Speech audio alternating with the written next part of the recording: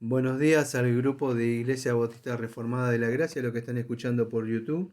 Continuamos con estos estudios que estamos haciendo sobre doctrinas reformadas esenciales y hoy es el estudio número 15 y tenemos que ver el estado de humillación. Y esta es la primera entrega que vamos a hacer porque el martes que viene vamos a continuar con la segunda entrega. Como siempre nos acompaña en la lectura de los textos la hermana Diana. Si querés saludar a la audiencia, a los que están escuchando, los grupos. Buenos días a todos los grupos y a los que escuchan en el canal. Gracias. Entonces, vamos a empezar. Tenemos 10 preguntas y respuestas y algunos comentarios y los textos respectivos que tiene cada uno de esta guía para catecúmenos. Así que vamos a empezar sin más preámbulos. El estado de humillación. Pregunta número uno. ¿Cuántos estados distinguimos en el mediador? La respuesta dice dos. El estado de humillación y el estado de exaltación. Hasta ahí nada más, vamos a ver. Yo no sé si se acuerdan ustedes cuando estuvimos estudiando hace poco, porque estamos este domingo, Dios mediante, quizá terminemos el estudio de Filipense, pero hace unos domingos atrás estuvimos considerando Filipense capítulo número 2. No sé si se acuerdan cuando estuvimos viendo la kenosis, o sea, cuando estuvimos viendo ese estado de humillación del Señor Jesucristo, y estuvimos viendo también eh, la persona de Jesucristo. Estamos considerando dos naturalezas en una persona, ¿sí? En esa unión hipostática que estuvimos considerando. Pero hoy nos toca algo parecido, que también el estado de humillación, pero esto es otro estudio, no es este estudio exegético de la epístola a los filipenses. Entonces vamos a continuar un poquito sobre esto. La pregunta número 2 dice así: ¿cuáles pasajes de las Escrituras hablan claramente de estos dos estados? Filipenses capítulo 2, versículos 7 al 9, donde la Escritura enseña que Cristo fue exaltado hasta lo sumo porque Él se humilló a sí mismo en la muerte de cruz. Así que no sé si tenés este texto, si no te lo Filipenses. paso yo. No, yo lo tengo. Filipenses 2, 7 7 a dice, 9. sino que se despojó a sí mismo tomando forma de siervo, hecho semejante a los hombres. Y estando en la condición de hombre, se humilló a sí mismo, haciéndose obediente hasta la muerte de cruz. Perdón. Por Hasta lo el cual 9. Dios también le exaltó hasta lo sumo y le dio un nombre que es sobre todo nombre. Sí, está bien, está tenemos. Entonces, ahí en esos dos textos que leyó la hermana Diana podemos ver claramente estos dos estados. ¿Qué hablan de esos dos versículos? De Filipenses capítulo 2 versículos 7 al 9. Bueno, podemos ver que hay, en estos dos textos podemos ver que se enseña, primeramente, donde él fue exaltado, dice, hasta lo sumo, pero también que él se humilló a sí mismo en la muerte de cruz. O sea, podemos ver el estado de humillación en el sentido que él viene, se encarna, vive una vida, en lo que nosotros conocemos como la kenosis. No sé si se acuerda, antes de esa unión de la kenosis, vimos lo que es la unión hipostática, dos naturalezas en una sola persona. Dios mismo, porque si ustedes ven el texto anterior que leyó la hermana, era versículo número 6 que este no lo leyó, el cual siendo en forma de Dios no estimó el ser igual a Dios como cosa que aferrarse, pero era Dios. Entonces, ¿qué no se aferró? Por supuesto de la gloria.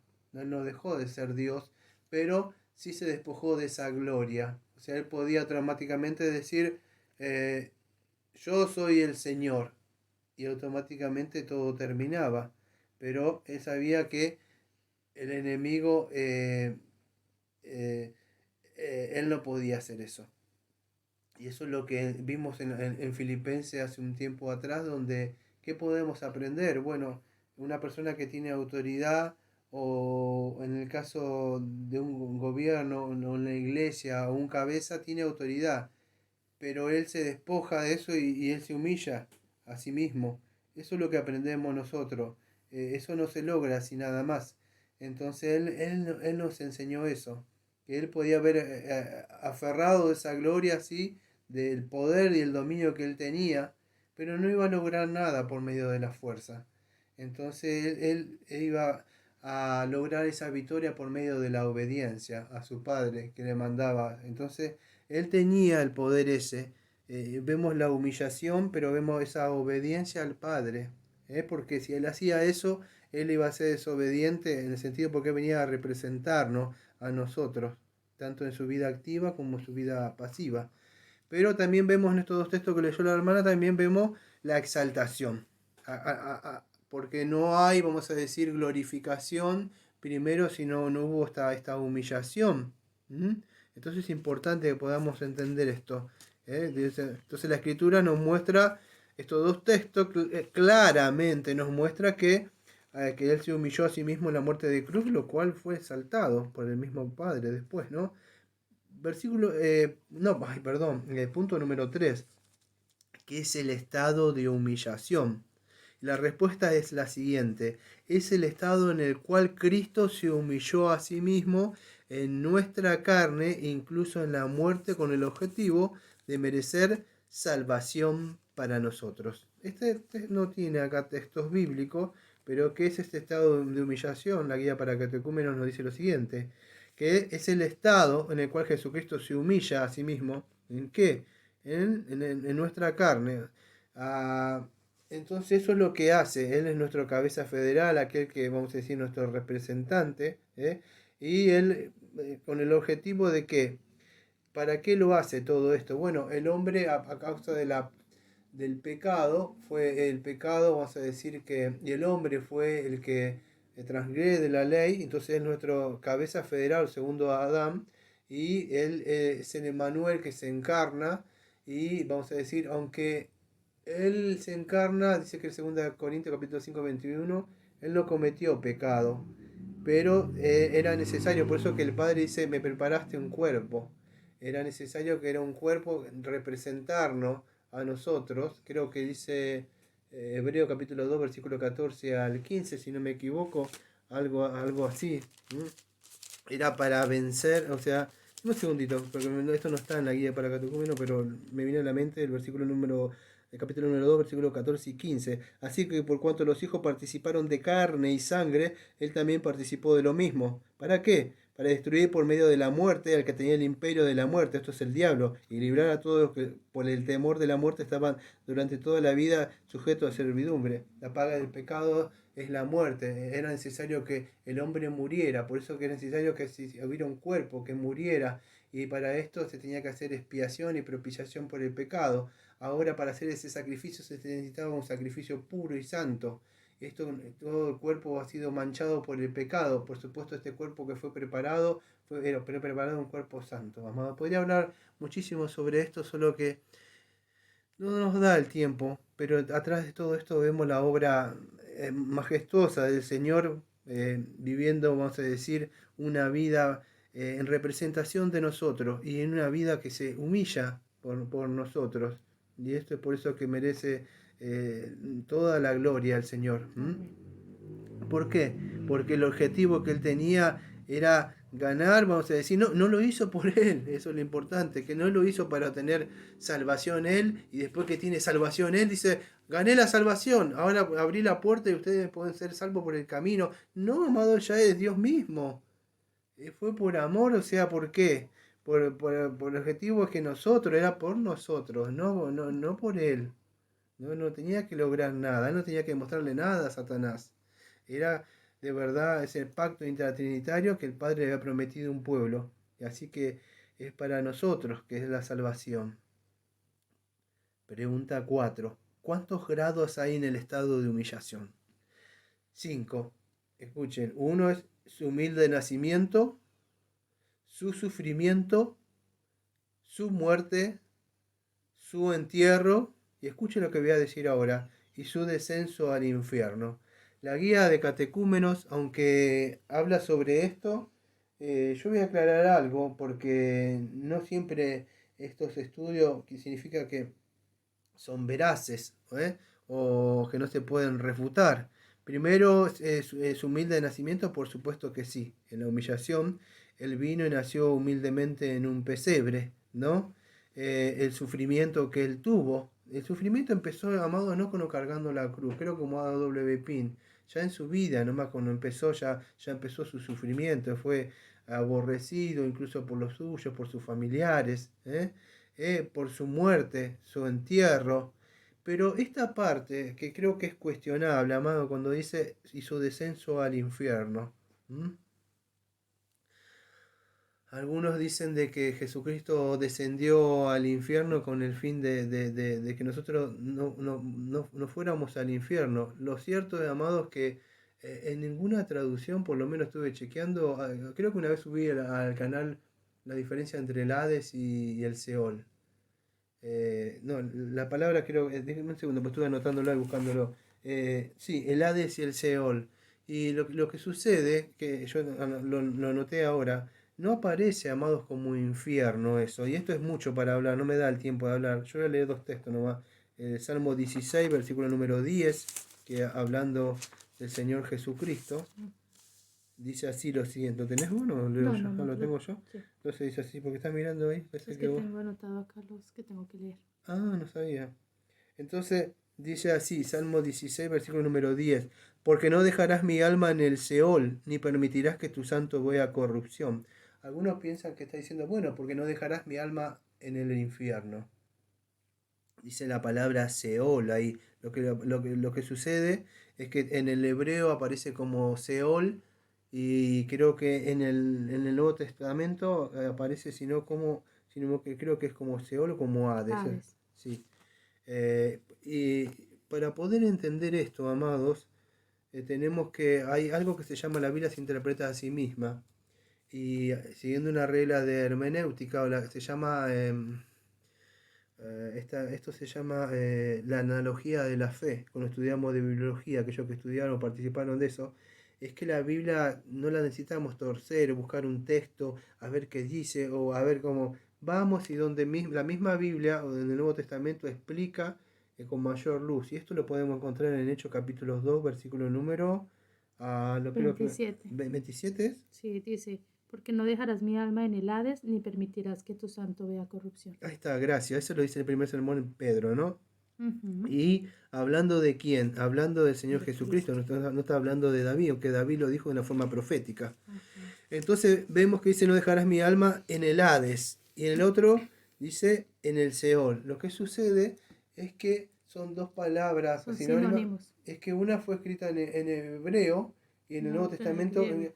por eso que uno dice infierno, no, que la palabra infierno es Geena, no es Hades ni Seol, es Geena, eso es infierno. Podríamos ver un poco más, algunos interpretan que Gehenna, pero Gehenna era, no me da tiempo de hablar esto, incluso hay otro texto, creo que primera de Pedro 3:19. Que dice, en el cual también fue y predicó a los espíritus encarcelados. Ahí está, eso predicar, yo estoy buscando Como ahí, es queruso. ¿Qué? yo las Ah, los tengo. textos ya lo anotaste, gracias, lo tenías anotado ahí, gracias. Yo los noté acá, gracias. La palabra predicar es queruso, que es diferente a evangelizo, o evangelizar, anunciar las buenas. Lo cierto es que más allá de las interpretaciones diferentes que hay, incluso de los círculos reformados, lo que hablan ahí es que el Señor descendió de los cielos. Esta es una forma de interpretarlo, porque escuche, la posición que adopte usted nunca va a ser que descendió al infierno.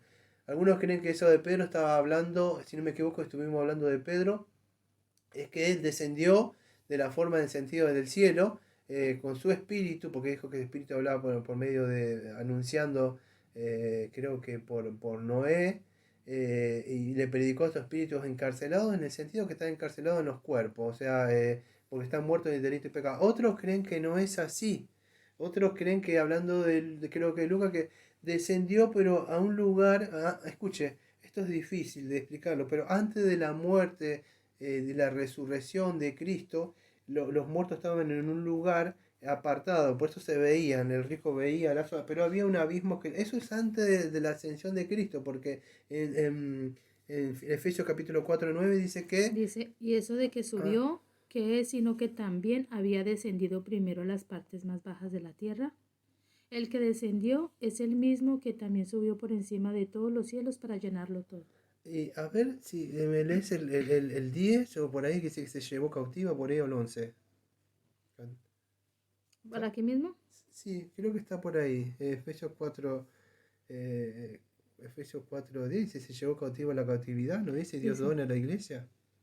el 10 dice el que acaba de leer, el que descendió es el mismo que también subió por encima de todos los cielos para llenarlo todo. El 11, y el mismo constituyó a unos apóstoles, a otros profetas y a otros evangelistas, a otros pastores y maestros.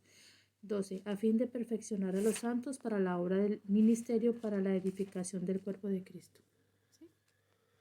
A ver, dame un segundo. Es el versículo número 8, disculpa. Por lo cual dice, subiendo a lo alto, llevó cautiva la cautividad y dio dones a los hombres. Y se llevó cautivo a la cautividad es cuando...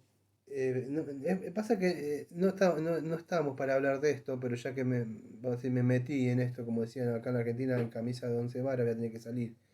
Eh, es en el sentido de que cuando un rey ganaba una victoria, él llevaba cautiva lo que estaban cautivos, él se lo llevaba, así, él lleva toda esa cautividad que estaba ahí, por eso que 1 de Pedro, algunos 3:19, lo interpretan, no como lo dije yo, de esa forma que estaban presos, sino que lo interpretan que él desciende a esos lugares bajos, en el sentido estaba el infierno acá, y allá estaban los que estaban en un lugar preparatorio, pero en el seno de Abraham, pero de ahí él desciende, les anuncia esas, bueno, que él triunfa, pero porque él no desciende al infierno, amado. Imagínense que el Señor descienda al infierno y diga, bueno, gané, vencí la victoria a Satanás. ¿Quién de todos los que están por los siglos de los siglos de los siglos de los siglos de los siglos y nunca se van a salir y van a ser atormentados, quieren venir conmigo?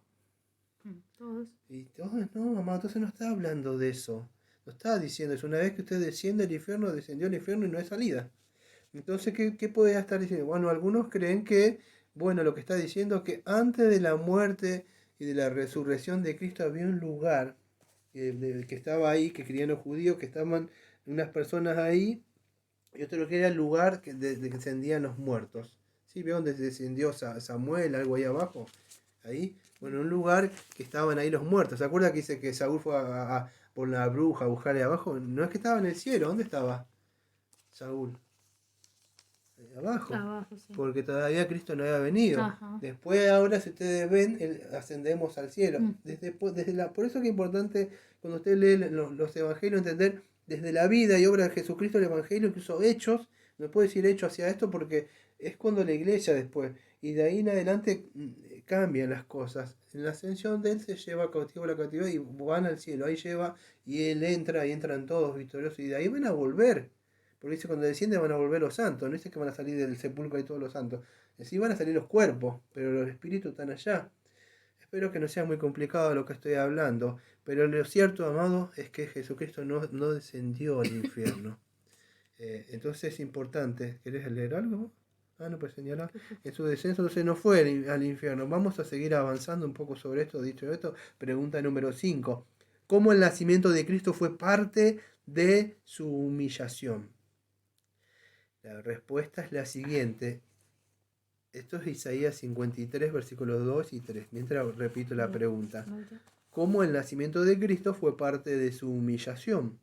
Él nació en la mayor miseria y fue rechazado por los hombres.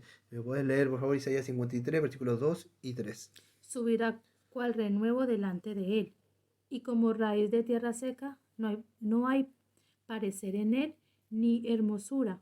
Le veremos más inatractivo para que le deseemos. Despreciado y desechado entre los hombres, varón de dolores, experimentado en quebranto, y como que escondimos de él el rostro. Fue menospreciado y no le estimamos. Ahí está, amados. Cuando hablamos de Isaías 53, quiero que entiendan algo. No estamos hablando, porque algunos dicen, escucha, cuando leen, no, porque Isaías 53, ¿no? Cuando hablamos de eso, no hay parecer en él ni hermosura, y no hay atractivo en él para que le deseemos. Amado, no está hablando. Uno dice, fue morucho, fue de alguna forma, quizás no fue tan lindo para que no lo vean. No está hablando de una apariencia física. No sabemos cómo fue. Algunos creen que el Señor fue fuerte, porque un carpintero para llevar una cruz en el hombro no la lleva cualquiera, amado. Y encima, perdón, no quiero herir su sensibilidad, pero el Señor le habían sacado parte de su espalda, amado. habían volado con esos látigos, no había pasado todo. Yo no sé si usted sabe lo que es no dormir a veces de noche y el enemigo lo mantenga despierto durante la mañana. No sé si sabe eso. Y póngale otras cosas y presiones. Hay que soportar esas cosas. Imagínense el Señor toda la noche orando mientras sus discípulos dormían, lo tienen de acá para allá, lo insultan, lo golpean, le ponen una cosa en la espina, lo golpean hasta hacerle volar la espalda, casi toda la piel, y algunos dicen que hasta se le veía parte del hueso. Entonces vemos que es un hombre fuerte para soportar eso. No cualquiera soporta semejante presión. No está hablando entonces de una apariencia. ¿Qué es lo que yo creo que es esto de hermosura? Es que el mundo no lo ama, no ve nada hermoso en Cristo. Eso creo, en el sentido espiritual. No hay hermosura. Pero miran así, aquellos que le amamos, podemos ver lo hermoso que es, pero no una apariencia así, uy, qué lindo, ojos verdes, como lo pintan a ese Jesús por ahí, a veces con pelo rubio, y las mujeres dicen, uy, qué lindo que es Jesús. Como para, no es así, amados. Isaac, pues, su piel fue morena o trigueña, no sabemos cómo es la apariencia. Incluso yo he visto muchos de judíos tienen el pelo negro. Pero lo que yo creo que no había apariencia de hermosura para una persona que es de las tinieblas. No hay nada hermoso en él, no hay nada atractivo, no hay nada que desee una persona que es del mundo. Entonces creo que es eso, cuando habla que nació en la miseria y fue rechazado por los hombres. Nadie que fue menospreciado, nadie le da el valor a esa cruz. Solamente un cristiano puede tener en alta estima y en alto valor esa cruz preciosa. Por eso que amamos esa cruz, ese sacrificio, pero no llevamos una crucecita colgada y ni la tenemos en el púlpito ni nada. Es el valor que tiene para nosotros donde nuestro Salvador cargó nuestros pecados, amado. Y para el mundo esto es menospreciado, pero para nosotros no. Lo que nosotros los estimamos a Él y lo amamos a Él por la obra que ha hecho. Por eso que dice Él, esto fue parte de su humillación, de su miseria. ¿Por qué? Porque a pesar de que hizo, imagínense la obra, cuando se está haciendo incluso una obra en la iglesia, la gente no quiere saber nada. Menosprecia al pastor, menosprecia la obra, menosprecia el lugar. Porque ellos no hay nada precioso en estas cosas. No hay nada de valor, no hay lujos. No hay nada que puedan tener en alta estima. Pero Cristo vino así, amados. Cristo no se va a manifestar en las luces y en los shows. Se va a manifestar en estos lugares. Y puede ser que Dios bendiga lugares, pero es así. Y así fue en lo que muchos, y tengo que ver mañana, el día de no, el domingo tengo que ver Filipenses, cuando Pablo lo mismo vivió un estado así de humillación, de pobreza, pero a pesar de eso tenía gozo él. Y creo que está hablando de eso. Fue un varón que sufrió muchos dolores, ¿eh? Y lo vimos asustado. Así es como vemos Isaías 53, que podíamos hablar muchísimo sobre esto. Pregunta número 6. ¿De qué se trata? ¿De qué otra forma la encarnación de Cristo fue un asunto de humillación? La respuesta es la siguiente: aunque Él siempre fue Dios, Cristo vino en semejanza de carne de pecado. Y en los textos tenés dos para leer, por favor, que es Juan 17, versículo número 5. Ahora pues, Padre, glorifícame a tu lado tuyo, con aquella gloria que tuve contigo antes que el mundo fuese. Y Romanos 8:3, por favor. Porque lo que era imposible para la ley, por cuanto era débil por la carne, Dios, enviando a su Hijo en semejanza de carne de pecado, y a causa del pecado, condenó al pecado en la carne. Haceme un favor, por favor, no sacaste los dedos de ahí, ¿no? No. Juan, por favor, 17:5, que lo tengo que chequear. Y el otro me dijiste Romanos 8:5. Ajá. Solamente, yo no estoy leyendo nada, estoy leyendo los textos que están ahí tratando de... 8:3. 8:3 ese. Sí. Léeme Juan 17:5, por favor. Y Dice, repito la pregunta: ¿de qué otra forma la encarnación de Cristo fue un asunto de humillación? ahora pues, Padre, glorifícame Ajá. tú al lado tuyo, Sí. con aquella gloria que tuve contigo antes que el mundo fuese. Y el otro Romano 8:3. Dice, porque lo que era imposible para la ley, por cuanto era débil por la carne, Dios, enviando a su Hijo en semejanza de carne de pecado, y a causa del pecado condenó al pecado en la carne. Ahí está, ya entendí. Lo único que tengo como ver son esos textos, no hay un comentario, nada. No. Está así. Es así, amados. Esta forma, la encarnación de Cristo, ¿en qué sentido fue un estado de humillación? Amado, es que cuando ustedes ven, antes de la encarnación, esto no sé si son cosas tan difíciles, pero, eh, ¿cómo le puedo decir? Jesús, el hombre empieza a existir en un tiempo, pero el Hijo de Dios es atemporal. No sé si me puede entender. Ajá. Él estaba en la gloria con el Padre. No necesitaba ni siquiera venir acá. ¿Por qué tendría que hacer eso? ¿Por qué se tendría que humillar? Imagínese venir y humillarse. ¿Cuántas de las personas, díganme, ustedes o nosotros, se humillan cuando alguien le dice algo y baja la cabeza y dice, perdón? Hasta eso cuesta. Entonces, fíjese lo que hizo el Señor. No necesitaba humillarse eso. Pero, ¿qué pasa? Lo que sucede es que el hombre quebrantó la ley. ¿Mm? Era, quebrantó la ley y el hombre no podía cumplir la ley, amados. Entonces, ¿qué sucede? Era imposible para la ley, pero no porque la ley sea santa y perfecta y no puede hacer nada, es que el hombre no puede cumplir la ley después de la caída. Por eso dice que Jesucristo, o Señor, el Padre envía a su Hijo. Ahora, ¿qué hace? En semejanza de carne de pecado. Pero no, él no tenía pecado. En segunda de Corintios capítulo 5 versículo número 21 dice así: al que no conoció pecado, por nosotros lo hizo pecado. Para que fuésemos hechos justicia de Dios en él. Ahí está, para que nosotros fuéramos hechos justicia de Dios en él. Entonces, no conocer significa relación, ginosco, no tuvo ninguna relación con el pecado. Pero ¿para qué fue? ¿Para qué vino? Para que por medio de él nosotros fuéramos justificados. Si ustedes ven en Romanos capítulo número 3, hablando, vamos a decir, la justicia es por medio de la fe, la justicia por medio de la fe en Jesucristo para todos los que creen en él, porque no hay diferencia, por cuanto todos pecaron están destituidos de la gloria de Dios, siendo justificados gratuitamente por su gracia mediante la redención que es en Cristo Jesús, a quien Dios puso como propiciación por medio de la fe en su sangre para manifestar su justicia a causa de haber pasado por alto su paciencia los pecados. Y sigue, amado. Y usted lee, creo que Romanos capítulo 4, versículo número 25, dice: el cual fue entregado por nuestras transgresiones y resucitado para nuestra justificación, amado. No solo la muerte, sino si no hubiera resucitado no tendría nada que ver. Entonces vemos toda esa obra que él hizo en ese estado de humillación. Aunque él fue siempre Dios, dice, él no se aferró a cosas como decir, yo soy Dios, vamos a solucionarlo así y ya está. No, él se humilló, amado. Vino y en semejante de carne, pero sin pecado. Como dice Hebreo capítulo 2, versículo 14 al 15. Para vencer el imperio de aquel que tenía la muerte. Era necesario que la paga. Escúcheme bien lo que le voy a decir. ¿Usted cree que va a ser librado del infierno porque hizo una oración y sigue en las mismas? No, amado, no he entendido la obra de la humillación de Cristo y lo que Él ha llevado y ha pagado para que usted siga en las mismas. No es así. Si de verdad le ha librado a aquel que tiene el poder de las tinieblas y no es uno que usted le puede pegar patadas, como yo he visto que le pegan patadas y se lo patean y lo atan y lo recontraatan y no sé cuántas veces lo sujetan a los territorios que tienen. No, no es así, amado. Usted no tiene ni idea quién es Satanás. De verdad, no tiene ni idea. Por eso que ninguno de nosotros tenemos ese poder. Solamente Cristo tiene el poder y el dominio absoluto y la autoridad.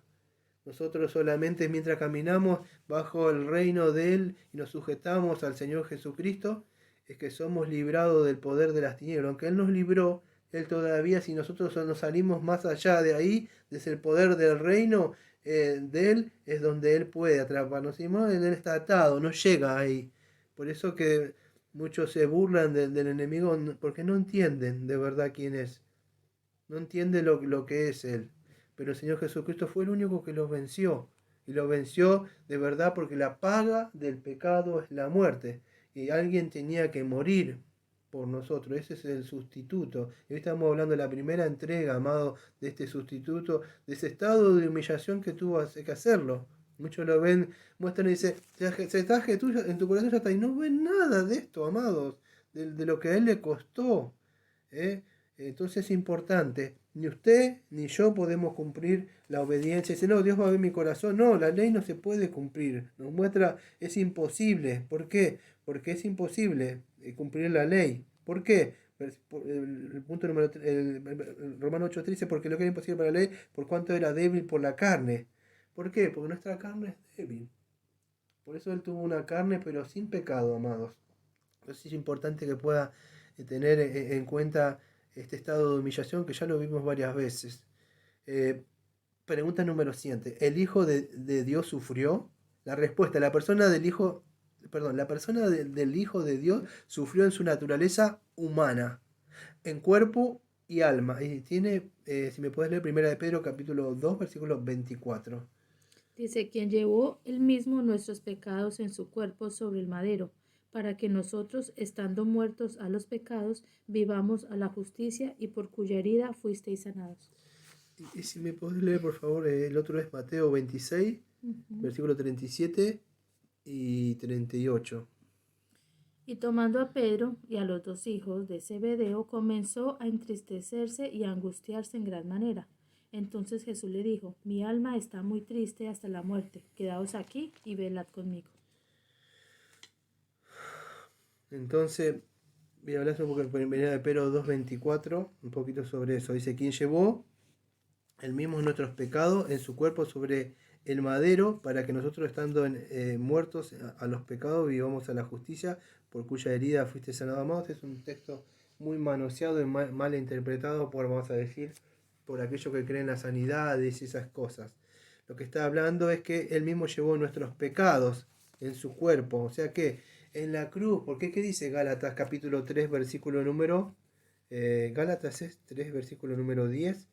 Dice así: porque todo lo que depende de las obras de ley están bajo maldición, porque pues está escrito, maldito todo aquel que no permaneciera en las obras escritas en el libro de la ley para hacerla. Y que por la ley ninguno se justifica para con Dios. Es evidente, porque el justo por la fe vivirá. Y la ley no es de fe, sino que dice, el que hiciera estas cosas vivirá por ella. Y escuche, versículo número 13. Cristo nos redimió de la maldición de la ley, hecha por nosotros maldición, porque está escrito, maldito todo ese que colgado en un madero, para que en Cristo Jesús la bendición de Abraham alcanzase a la gente. Entonces, la cruz, ¿qué fue? ¿Por qué? Maldita sea, porque en la cruz fue donde Él cargó nuestros pecados, en ese madero. Estando nosotros muertos a los pecados, es que ahí nosotros, escuche, no me da tiempo de ir de texto en texto, pero aquellos que saben lo que dice Romano, habla que nosotros en la cruz morimos y fuimos sepultados y así mismo fuimos resucitados para que vivamos en justicia, ¿sí?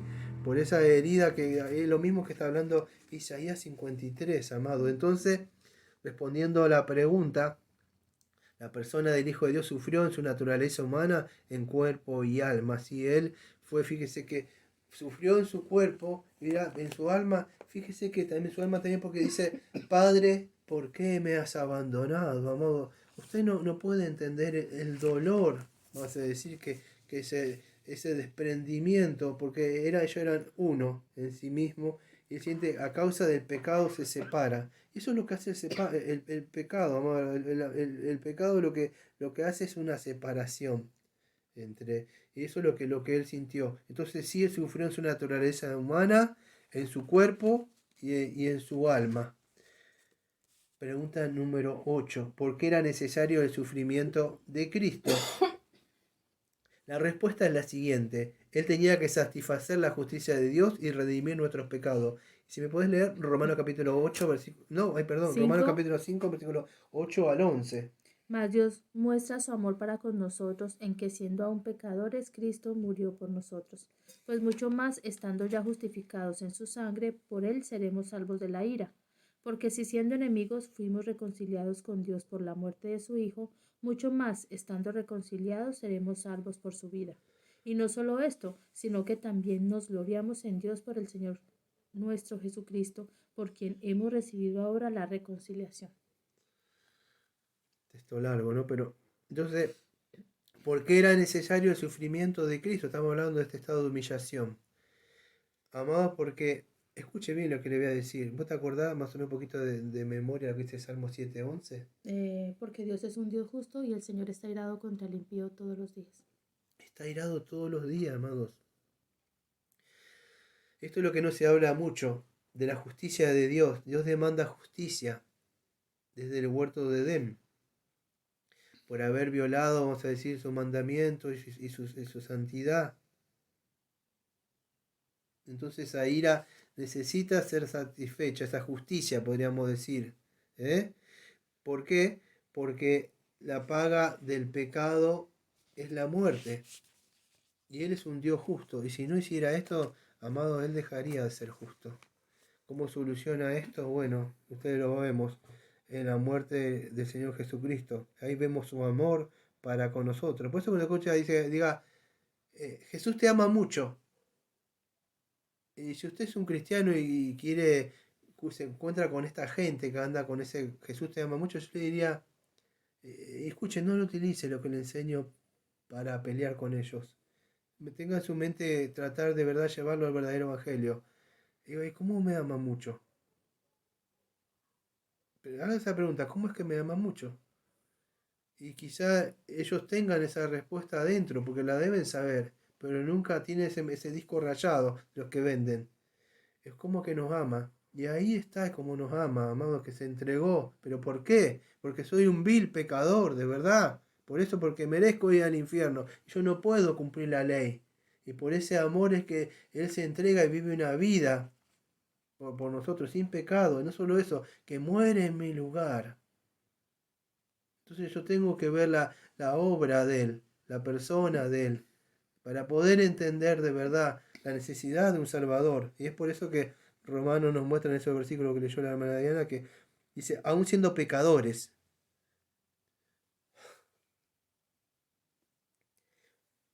qué fácil es amar personas que nos aman. Pero usted se ha puesto a considerar lo que hizo. Nos amó siendo pecadores. Es fácil cuando todo alguien, siempre lo digo hace años, es fácil cuando una persona te ama y te dice cosas lindas y viene fuera. El problema es, usted puede amar y decir a una persona cuando alguien le dice algo contrario a lo que usted o le toca los sentimientos, se acabó el amor, lo digo hace años, amado. Hace años le digo, espere que alguien le diga algo o toque su sentimiento y usted va a ser así. Eso es lo que hizo Cristo. Yo lo digo de verdad, yo era lo más vil, lo digo cuando era joven. Cuando era joven decía, si estuviera Pablo y yo, que dijo yo soy el primero de los pecadores, yo cuando era joven decía me estaría peleando con Pablo. Porque no sé usted, pero yo sé lo que era y lo que aún todavía me falta correr. Eh, y aún así Él me amó, pero no por mis pecados de verdad. De verdad no me amó por, decía, en el sentido por las cosas malas. Dice, que bien las cosas malas que has hecho. No es eso. Ese amor, y con ese amor eterno, vamos a decir, cuando hablamos de ese amor, hablamos de, vamos a decir, de esa predestinación. Un amor eterno te ha amado. En ese sentido, Él miró esa obra, esa consumación que se iba a hacer y se gozó. Como te hablé un poco el domingo. Que Pablo dice, ustedes son corona mía. Si usted le ha predicado a alguien, me va a entender. Y si usted ha visto, aunque sea un pequeño retaño que sale, o un alma que usted le ha predicado, usted puede entrar ahí y mirar y decir, corona mía, o sea, en el sentido que no son nuestras, pero Pablo tenía eso. Pablo tenía eso. Decir el domingo filipense, ustedes son mi corona. O sea, ¿qué quiere decir? Que va a llegar y va a decir, valió la pena, por eso estoy gozoso, por esto estoy sufriendo estas cosas. Y ustedes lo dirán, ¿dónde lo aprendió Pablo? En Isaías, si no me equivoco, 53, lo vemos al Señor Jesucristo, amado. Fíjese, ¿por qué sufrió de todo esto? Dirá, ¿por qué padeció? Si no me equivoco, es en el Isaías 53, que dice lo siguiente: verá el fruto de la aflicción de su alma y quedará satisfecho. Por su conocimiento justificará a mi siervo justo mucho y llevará las iniquidades de ella. ¿Vio?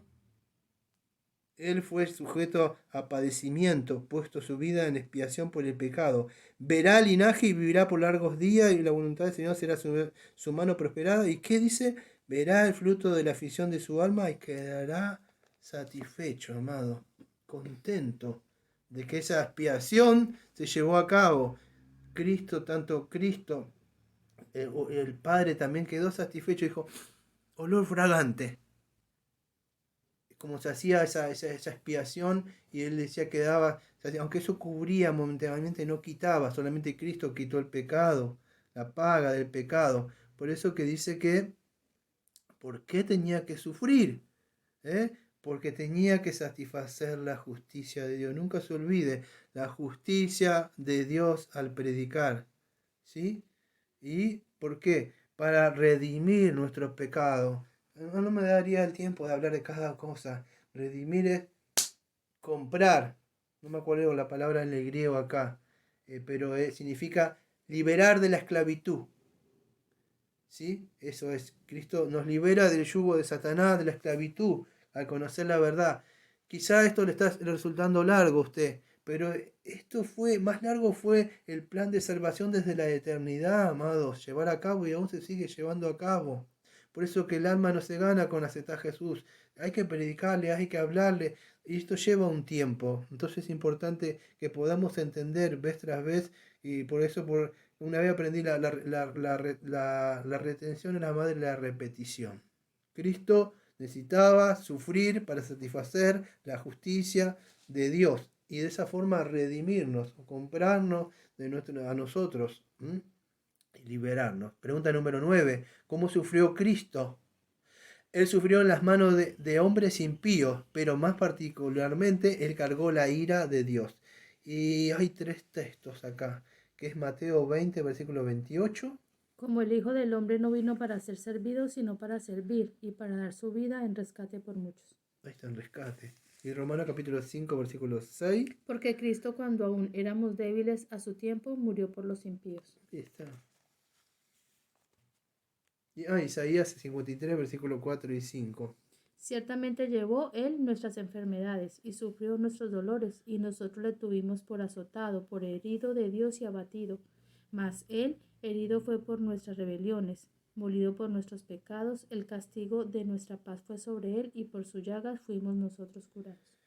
Ahí está, amado. Y un poco lo que decía Pedro hace un rato, ahí en primera de Pedro 2:24, que es lo que ha sacado por supuesto de Isaías, ahí, un poco de Romano, que ya lo expliqué hace un ratito también ahí.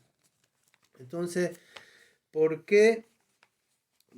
¿Cómo sufrió Cristo? Bueno, sufrió en las manos de hombres impíos. Amado, pero si ustedes leen, creo que Hechos capítulo 2, versículo 23 o 26, no me acuerdo bien. 23 dice, a este entregado por el determinado que consejo y anticipado conocimiento de Dios, prendiste y mataste por mano de inicuo crucificándole. Amados, dice que fue por Dios mismo lo entrega al Cordero, a su Hijo, ¿para qué?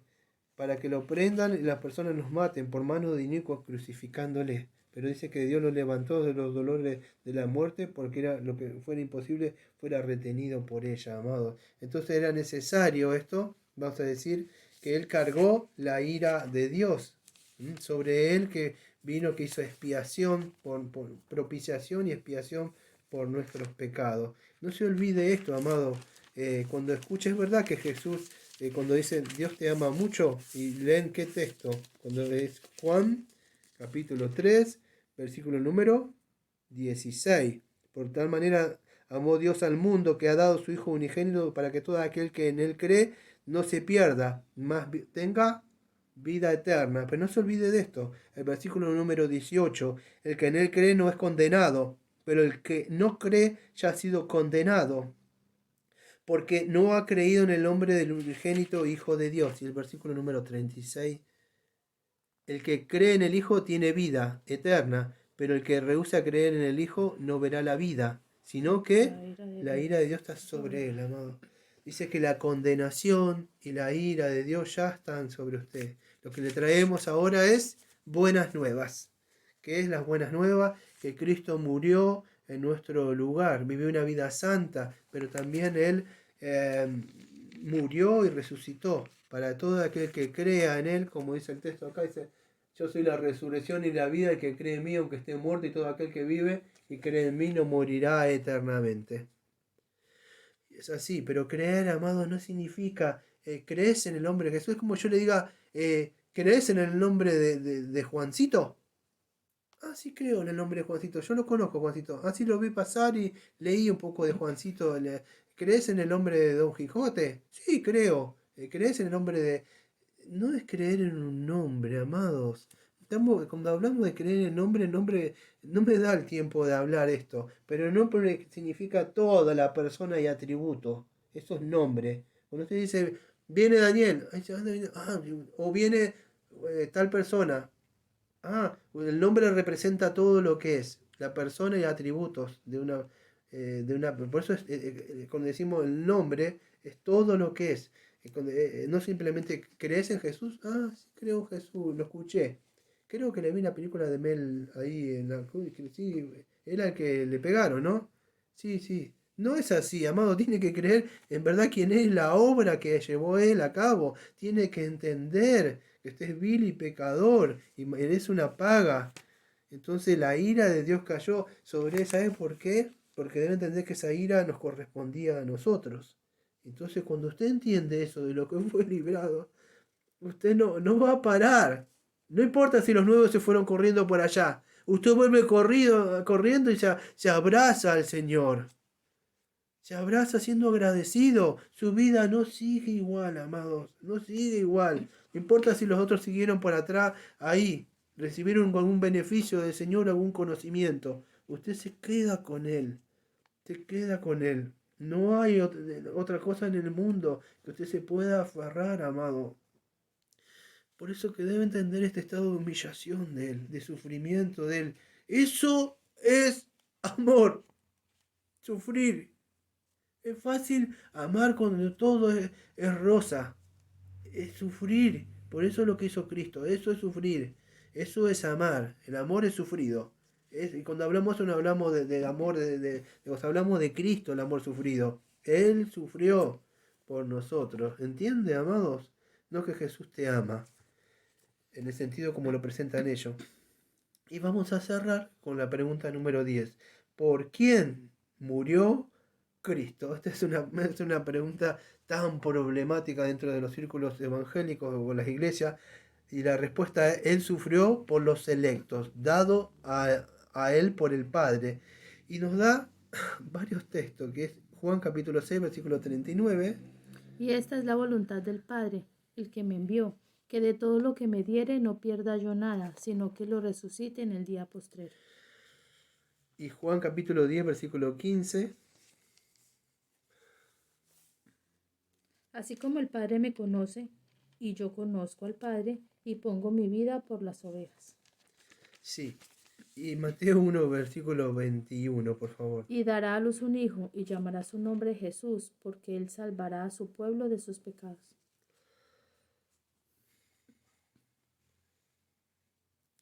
Escuche, amados, cuando hablamos de esto, tenemos que explicar una doctrina. ¿Cuál es esta la doctrina?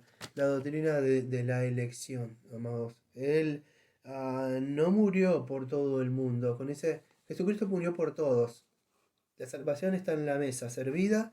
¿Qué tenés que hacer? Bueno, con tu libre albedrío podés decidir si querés o no. No es así. Ah, es una verdad que está ahí. Yo cuando ando predicando, no ando predicando a ver si son escogidos o no son escogidos. O diciendo como Spurgeon, a ver, ¿me permite caballero? Dice en su chaleco o en su saco escogido. No lo sé, a ver en la frente, a ver si, escucha, amado, si en la frente estuviera escrito seleccionado ante la fundación del mundo, para mí sería muy fácil encontrar la moneda perdida, para mí sería muy fácil encontrar esa oveja que se ha ido, o el hijo pródigo, o la hija pródiga. No lo sé quién son. La única cosa que sé como otro es que ando anunciando y ando predicando. Una oveja perdida, si está ahí va a escuchar la voz del buen pastor, del evangelio. Y cuando uno anda limpiando y tirando el agua, como decía el peregrino, va a aparecer quizás esa moneda que estaba ahí. O el hijo pródigo que estaba perdido, muerto en delito y pecado, va a volver con su padre. No lo sabemos, pero lo cierto es que es esto. Es que sí, el Padre en un pacto intratrinitario o en un pacto de redención le dio al Hijo ciertas personas. Es más, le dio un pueblo. Es más, le dio una esposa. Por la cual Él murió. No vino a morir por todos, amados. No murió por todos. Murió solamente por aquellos que el Padre, ¿qué debo hacer? Entonces, ¿cómo sé si soy salvo o no soy salvo? Acá no se trata de saber si usted ha sido elegido o no elegido. Lo que te tiene que hacer ahora es acudir a Cristo, así como está. Muchas personas, cuando hablaba Spurgeon y hablaban otro, Jonathan Edwards, se esperaban que estar bien. Amado, eso es moralismo. Cuando yo esté mejor, volveré al Señor. Nunca van a estar mejor. No se puede. Porque la puerta solamente en la cruz se puede acudir sucio e inmundo con pecados. Así. Usted no puede venir a traer cosas buenas, traerle cosas al Señor es que, como decía Isaías, traerle trapo de inmundicia, tanto de excremento como parte de la mujer que habla Isaías. No, entonces solamente la única forma de venir es que es así como está. Por eso es importante que puedan entender la primera entrega que estuvimos haciendo. El martes, si Dios quiere, haremos la segunda entrega del estado de humillación de Cristo. Ahora, para poder entender el estado de humillación, usted debe entender el estado de usted. El estado de usted ahora es un pobre, vil y desnudo y ciego, muerto en delito y pecado. Usted no se ve leproso, usted se ve en una buena posición y no nos ve a nosotros como somos de verdad. Usted ve las cosas de otra forma. La única forma de verse como es usted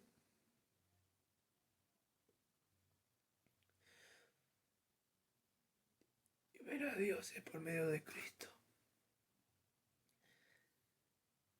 Mírese bajo la ley. Váyase a Éxodo 20. Fíjese si puede cumplir los 10 mandamientos. Porque Dios dijo, ninguna cosa impura entrará a la presencia de Él. Y Él es santo y está alejado de todo lo vil. Así que la única forma de ver al Señor o al Padre es por medio de la ley. Y la única forma que pudimos ver su gloria es por medio de Cristo. Lo bueno de esto, de la buena noticia, es que Jesucristo vivió una vida de humillación en nuestro lugar, santa, murió en la cruz y vamos a ver que resucitó, está sentado a la diestra de Dios todo, Padre Todopoderoso de ahí.